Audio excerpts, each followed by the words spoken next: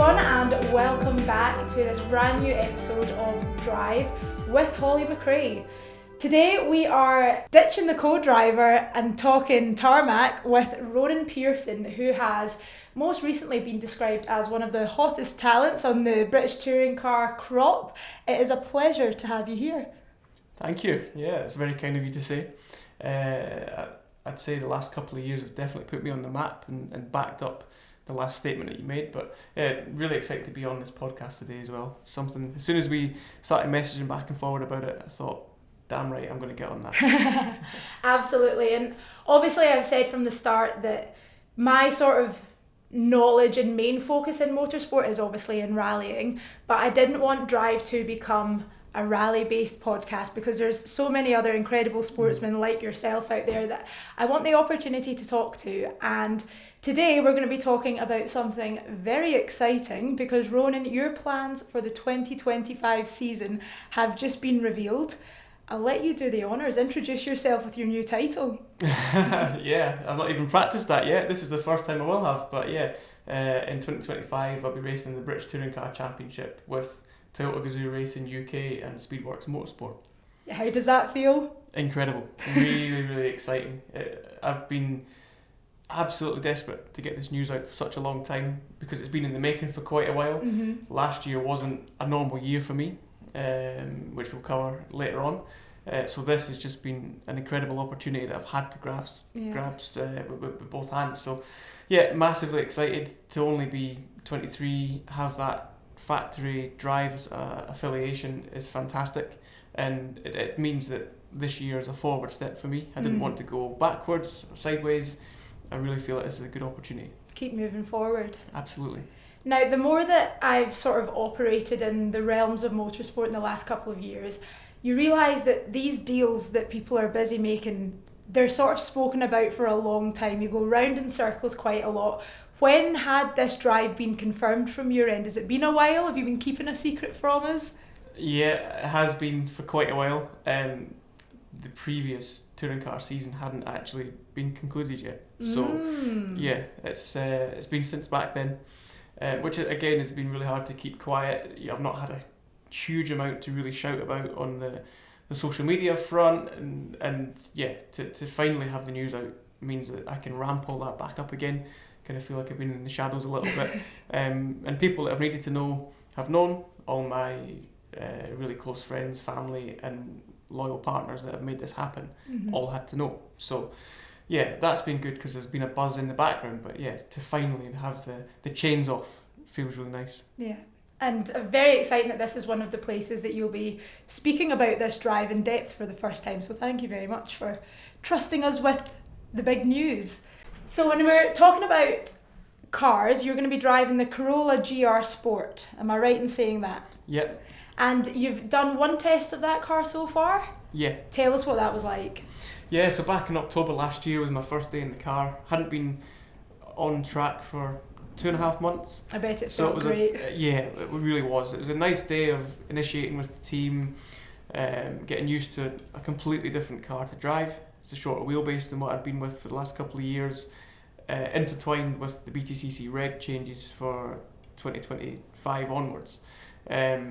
It was really nice, just kind of that day meant a lot to me because obviously I left the 2024 season on a sour note, and yeah, it meant that it reaffirmed my love for the sport, a passion, and it also showed that I still was capable of doing a pretty decent job. And yeah, the team were really impressed that day. I was impressed with them equally. It was just really, really good and exactly what I needed, and it reaffirmed my decision at the same time. That's brilliant. I'm just going to hop in just now. If you can hear any crazy background noise of the wind right now, we are filming in one of the biggest storms in the last 100 years or whatever it's been. So if you can hear any background noise, please just ignore it. I'm sure the roof will stay on and we will continue just fine. But yeah, Ronan, as you say, like, it is a big old day for you. Obviously, your first time in the car for a long time. I can imagine that you're going to want to enjoy being back in the driver's seat, but there's also a lot of pressure on your shoulders, a lot of eyes watching you. How do you balance that? Yeah, without doubt, you're not wrong there. I think this has been one of the worst kept secrets for a while. The more and more people I spoke to were saying, "Oh, you've got some news for us then," because they've heard along the grapevine. Yeah. And that's, it's a small paddock that we obviously operate in. Motorsport's a small community. And so there's been an expectation for quite a while that this year, the comeback, the return for me is going to be a good one. But it shouldn't invite too much pressure at the same time. But there's also an expectation from the team, from the likes of Toyota. You've got people to answer to that say it's not going well on track in the performances, which isn't the plan. You do have questions to answer. So and again, for all my followers, I'm really, really lucky to have that. I've built up a real good fan base over the last couple of years, and since actually my announcement video last year saying that I was withdrawing to this point where I keep putting up teasers and things, that has really shown obviously that I'm a popular character, I'm just me, so it's nice that people like that. I guess you could say that it does bring some pressure to keep all these people happy. Someone that has picked out your character as your new team principal, Christian Dick, obviously, in the very exciting news reveal that is going to be, I think, just out by the time that this podcast is released. He mentioned that you, of course, have incredible talent driving the car, great speed in the Toyota, but one thing that he picked out was your just enthusiasm for the sport, the sort of personality that you bring. How important is that to bring to the paddock? Yeah, I think what I found very quickly with the guys at Speedworks is that all of our goals and visions are the same, and there's a real passion there to win. Certain places that you see or go, it's not always the case. Yeah. But with these guys, they've actually raced at the top level as well, so that always helps, definitely from a not just a team owner, business owner point of view, but as a driver as well. It really helps, because you all want one thing, and that's to go out there and achieve great success, silverware, and ultimately at some point be fighting for a championship. Now I'm still in my early days of the BTCC, but I feel like I can do that with these guys. And even from that first day in the car, the prospects of the year ahead really excite me. And you're right, to come in with that, like the energy that I've got to make this a really good year. I think even a lot of the staff there, a lot of the technicians have said they could feel that energy. Like on the test day, I was just so buzzing to get back to it. And trust me, it's been the longest period of my life where I've not been able to be behind the wheel, and it's all been a case of working on the business front and making everything happen. But it's been really fruitful. Is it something that you need to turn on, or is that just the Ronan Pearson charm? Well, do you know, I think the most, apart from for the test day, I was really excited at that point. I'd been with the team for a day or two beforehand, back at the workshop and stuff, but I was really excited for the test day. But before that, coming into last season, was probably the biggest spring in my step that I'd had. I found that was quite natural because, for me, I don't do this for any other reason. The self-satisfaction, I've got a lot of people behind me that I also need to achieve for and please, and there's no greater feeling than when you do that as well. And maybe it's the charm, but it does come naturally.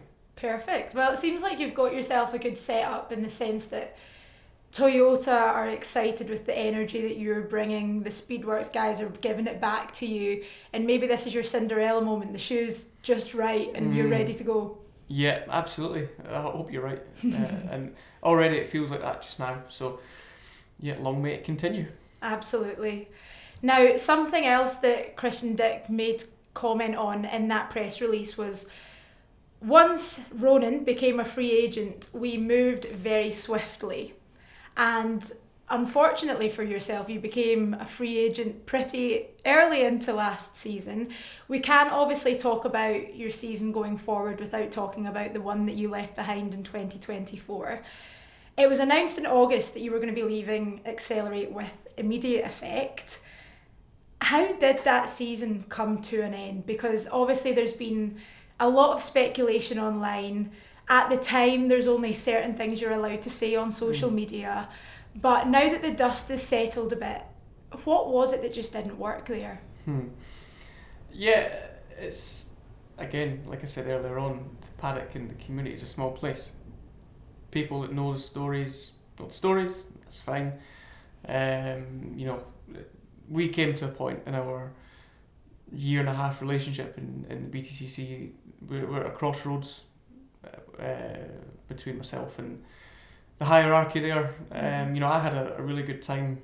We achieved a lot. I met a lot of fantastic people, some great business relationships along the way that I'll carry forward.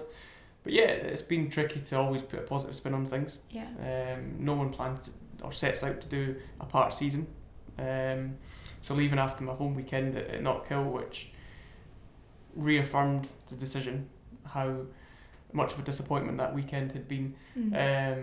I was quite at peace with that. You know, I'd been here and seen you guys not long after that, and told you that I had irons in the fire and things were looking positive, and yeah, it was a really interesting year. In the last 6 months of my life have been, I wouldn't want to revisit anytime soon. But yeah, we're in a really good place now, and sometimes you've just got to look at the bigger picture, take a step back. I've been lucky enough to have good relationships with people in the paddock, other drivers that have told me, that have known bits and pieces of what's going on, that have said, look, I've done it before, I've taken either a sabbatical or a mid-season break and things like that. Don't be afraid to do it. Regroup and go again. You know, I've had to protect myself, my own partners and things moving forward. I'm really lucky they've all stood by me, all trusted me, trusted my instincts and decisions moving forward. They've all equally been really excited about the opportunity that we've got now. So yeah, don't want to make the podcast too negative, but it was an interesting few months, but we're off the back of that now, and yeah, it's still important to highlight the good people that I did have relationships with, and I wouldn't be in the position I'm in now without the past at the same time. So yeah, as much as I want to change some things that happened, you have to take them with you and remember why you're in the place that you are now. How difficult is it to bite your tongue being a young sports person in that sort of industry? Very. You know, as tensions rose, as weekends didn't go to plan, as things happen on track, events like that, it can be hard, really hard. And again, like the day of my announcement, I actually had quite a lot on, and my phone just exploded. You know, there was a select few people I probably replied to straight away, or like people ringing me that I've not heard from in a long time because they genuinely cared and things like that. That's really nice. It was touching at the same time. But yeah, it's definitely hard to keep a lid on things sometimes. But I feel like I've been brought up well, definitely, and I've been around the sport for a long time to see how other people handle it in the good ways and the bad, and you make of that what you will, really. It's, you know, if I didn't handle it in the same way, then maybe I wouldn't have the opportunities that I had now. So I can imagine it's something that becomes more difficult now than it's ever been with the presence of social media, and everyone wants to hear about what's happening as it happens. Everyone wants to hear from the driver. Like back in the 90s, it would be like, right, board meeting, press, like conference, this is what we're going to say, this is what we're going to do. And a lot of it came from team managers, principals, as opposed to the drivers themselves. Whereas now we all love social media and the exposure that it can give us and the fun that you can have on it. But there is this sort of expectation that you will be the person that gives out the news as and when it happens. People can message you like personally and ask for it, and you're then left there with all of these notifications and not too sure where to go with it. Absolutely, yeah. And the one thing I hate is speculation. You know, people come to me and say, oh, what do you know, what's new, what's going on in the paddock, what gossip is there? I don't really care. I'm so embroiled with my own activities, I've got so much on my mind, so much to do, that the immediate things in front of you matter, and you can control yourself and what's going on there. But like, you know, with touring car news, until you turn up to media day, you don't know what's what, what's true and what isn't. And quite frankly, I don't care. You can get too caught up in things that you know aren't actually going to happen. Again, there's been a lot of speculation about what I'm up to, and even the reasons for parting ways last year. Is it fun to see the speculation? Yeah. Do you quite like it? You're like, oh, I could get on board with that story. Definitely, yeah. Some of the forums are the great places because people comment and either make their own mind up on what's happened and then post it for public consumption, or again, social media comments and things. I think it is quite funny sometimes. It is funny. You can scroll through different comments. You're like, oh wow, you know more about his life than he does. Exactly. They know what I've done before I've done it. And, yeah. I'll have maybe 10 supportive comments and one maybe not so, or you get a laughing face on as a reaction or whatever else. I don't care. You know, it's all part of the sport. If you can't handle that, then you're probably in the wrong sport. But social media is great because I couldn't do what I do without it now. If I wasn't racing, I probably wouldn't have it. Yeah. Because I've always been quite a private person. I have to work hard to bring you guys what you want to see sometimes. And yeah, it's a great tool. And yeah, that's how I built up such a great following as well. So if you didn't have social media, then people wouldn't necessarily know me or what my activities are. So got to take it all with a pinch of salt. I suppose there's benefits and drawbacks to social media and to your 2024 season.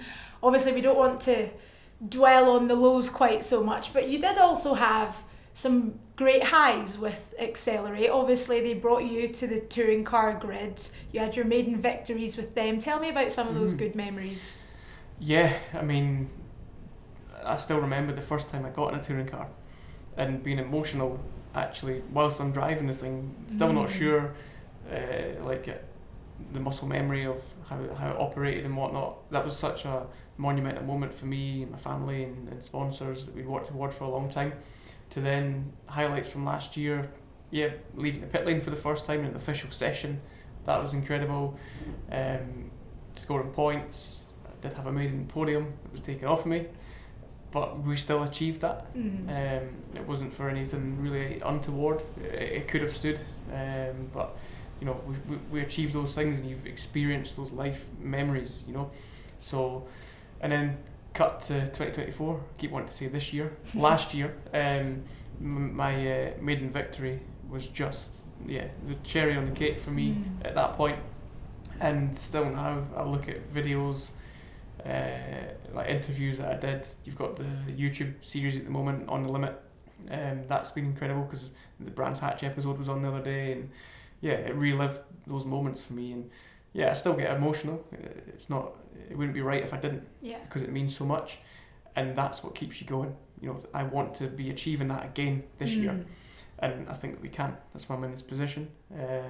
For me as well, like cutting to this year, I wouldn't be where I am if I didn't think it was possible as well. So, good, confident feeling there. But some of the memories, like I said and touched on earlier, and the people I shared that with over the couple of years was really, really cool, and I'll take that with me forever. Do those positive memories and excitement from the past fuel you even more? Does it make you hungrier for what's to come? It really does, because once you've had a lick of that lolly, you know, you want that again, and you want it times 10, and the more years that I spend in the BTCC, the more that'll hopefully become more of a normal feeling. Not that it'll ever just be it's another victory, another bit of silverware. If you see someone like that, you know, if it's in a different discipline or Formula One, for example, I get bored of seeing the same people winning and the same reaction, because it's not always, you don't feel it's always genuine. And for me, the day that I stop enjoying those moments is the day that I stop. That is what I've always said. Time for the next challenge. Yeah, absolutely. So it definitely keeps you hungry. You're going for victory all the time. You've got to have realistic expectations. So if I set myself a goal and I achieve that on the weekend, I'm equally as satisfied, and you get a good buzz off that. So Ronan, I'd like to now rewind the clock all the way back to the very beginnings of your love for motorsport. You started out in karting.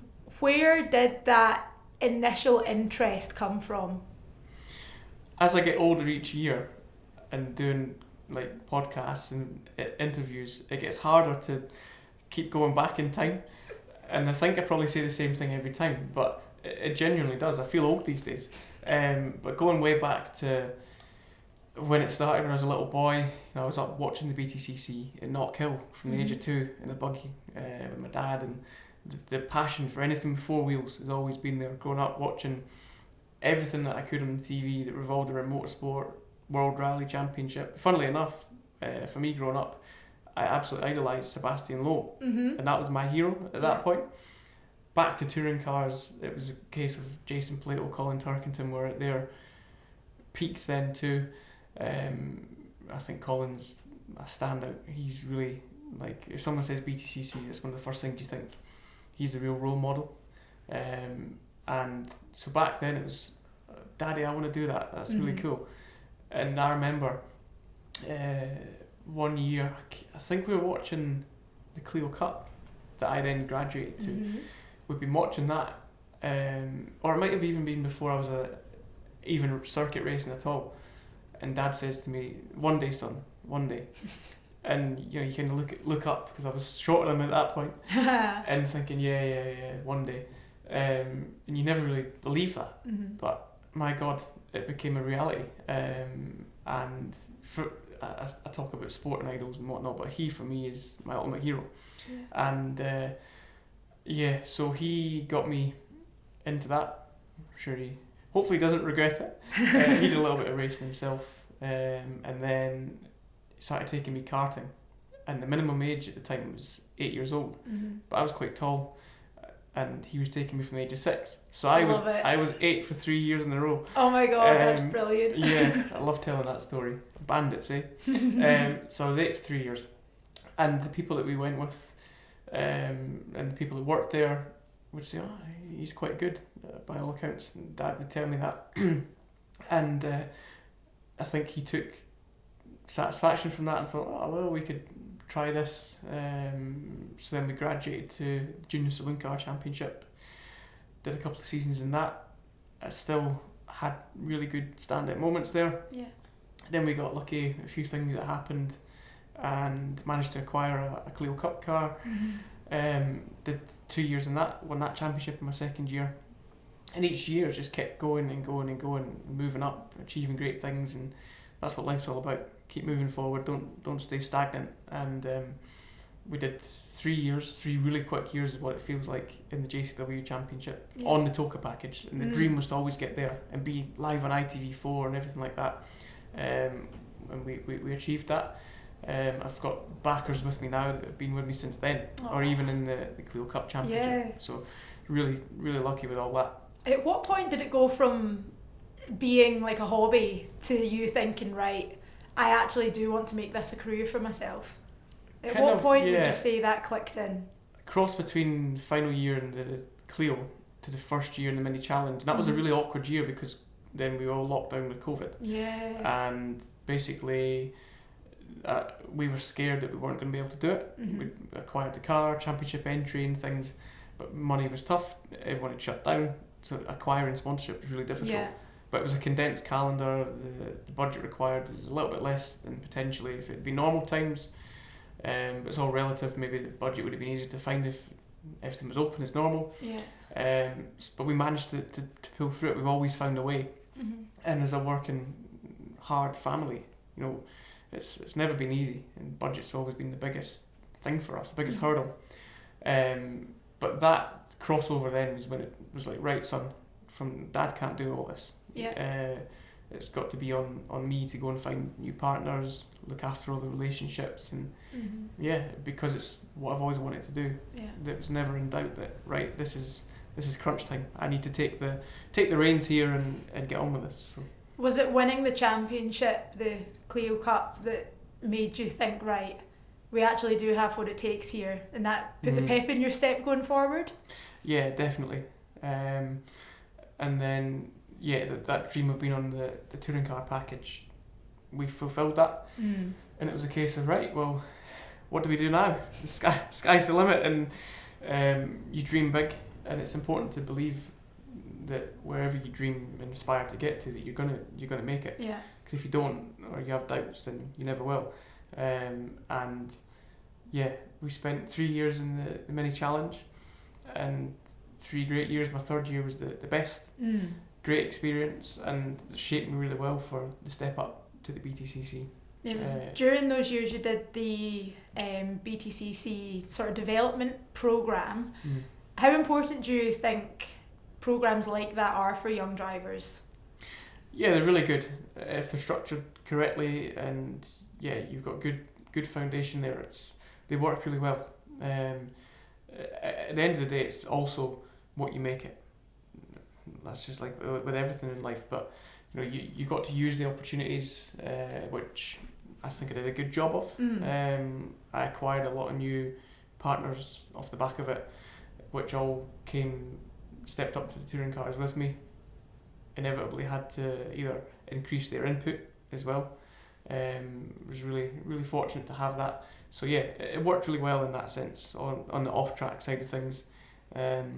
Being integrated with the touring car team too made it actually, at the time, maybe you thought, oh, this is cool or whatever else, and I'd go out my way to do extra bits and pieces here and there, but they actually, a year down the line, paid off. And I'd met and spent a bit of time with some of the personnel that I was then working with directly in my first year in the BTCC, so definitely that helped me. It was just like moving house. It's then in touching distance.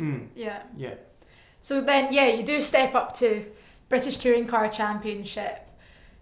Was it always the goal for you? You mentioned that Seb Loeb sort of caught your attention when you were really young. Did you ever think that you could have gone into another route in motorsport, or was it the British Touring Cars?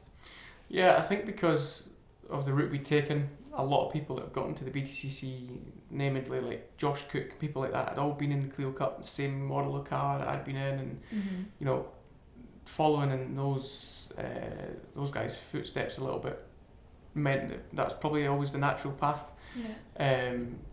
So as much as I would still like to now probably try my hand at something else, a different discipline would be really cool. A bit of rallying or rallycross maybe. Liked a lot of that back in the day. For me it's just natural. I don't think I do a very good job on anything other than asphalt. Well, I suppose now if you're getting involved with the Toyota name, they obviously cover a whole lot of disciplines, so who knows, we might see Ronan Pearson tackle some other stuff in the future. That'd be good, eh? Some challenges would be quite fun. Can't have you getting comfortable. No. Test my abilities, definitely. Yeah, for sure. Get your comfort zone. Well, before we wrap up our podcast, I'd like to ask you some quickfire questions. Now, some of these we might have touched on, but just hit me with whatever the first thing comes to your head. Okay. What has been the most memorable race of your career?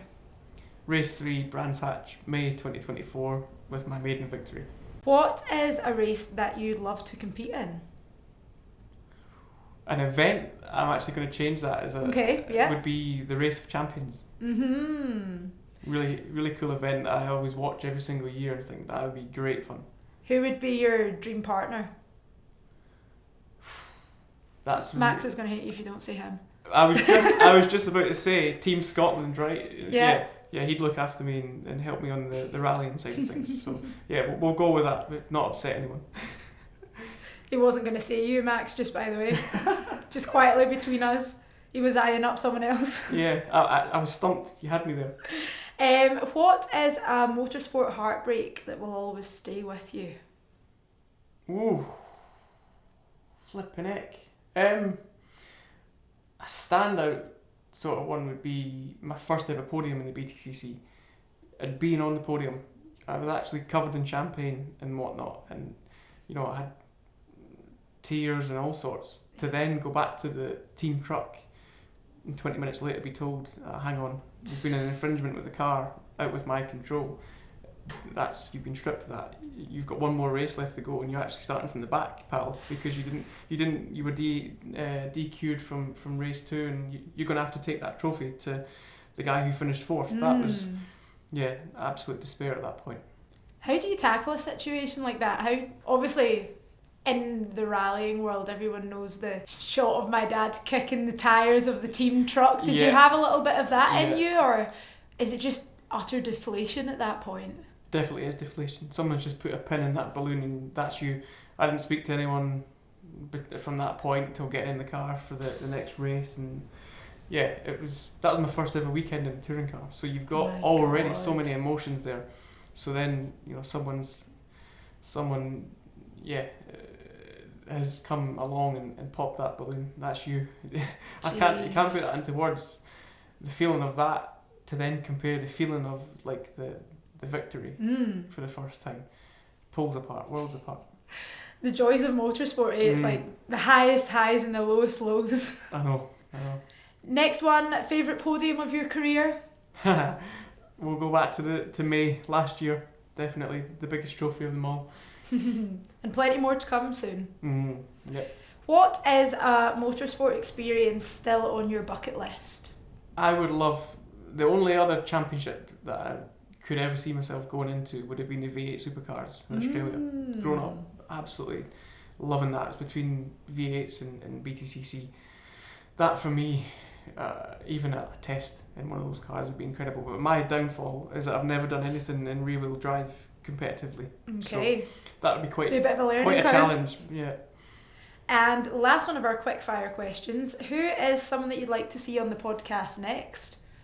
Ooh. Whose stories do you think we need to hear? I'm gonna say someone like Jason Palato from the BTCC. Ooh. Or a Colin Turkington that I mentioned as well. Yeah. Some of the old people that you'd look up to. Yeah. Hear their stories and match them up to your own. Definitely. If you get them on, you know, give me a shout. I'm not too far away. I'll come and have a coffee. You can come around and make the coffees. Yeah, I'll be the tea boy for that. How good.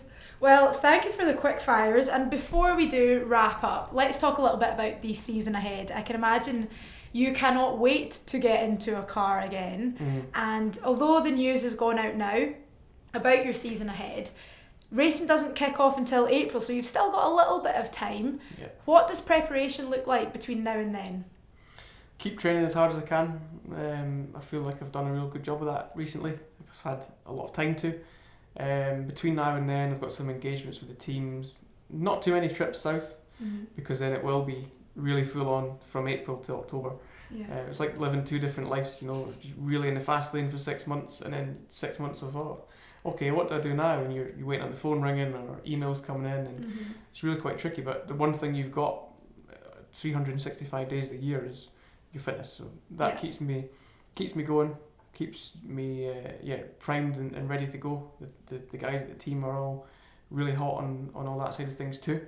So there's that, trying to be as calm as I can be about the season ahead. Just soak up as much of the positivity as I can. Still working really hard to find a little bit more budget as well. You can never have enough for those rainy days and whatnot. And on that side we've done well. We're in a good position too. But still looking for more there. I think between now and being pre-season testing and media day, those 6 weeks are just going to disappear. Yeah, they are going to fly in. And the first event is Donington Park. How do you tackle that as like your first event of the calendar with a new team? Do you go out all guns blazing, or is it just a bit of trial and error?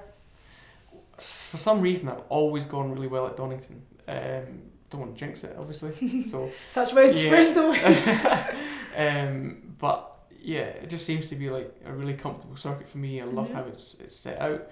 We go there twice in a year. It's even better. That's my favourite circuit. Not Kill, sorry. But Donington's my best and most successful so far. So that being round one is mega. That's where I did the first test in the car. We've got media day there. So we've got plenty of seat time to get ready for that, and guns blazing for sure. Yeah. You want to start the year on a high. Perfect. And that is a perfect place for us to finish off this podcast. Ladies and gentlemen, if you don't already follow Ronan on social media, you know where to find him. We'll leave his handle in the comments and in the description, and be sure to follow along with the season. I'm sure it's going to be an excellent one for you. Thank you for your time. No, fingers crossed it's as good as this podcast's been. I really enjoyed it. Thank you for having me on. Thank you guys very much for listening or watching, depending on what platform you're on at the moment. And we will be sure to see you again. Well, I'll be sure to see you again in another. And Ronan will be keeping you up to date with his 2025. Absolutely. Thank you all for listening. See you later. Woo.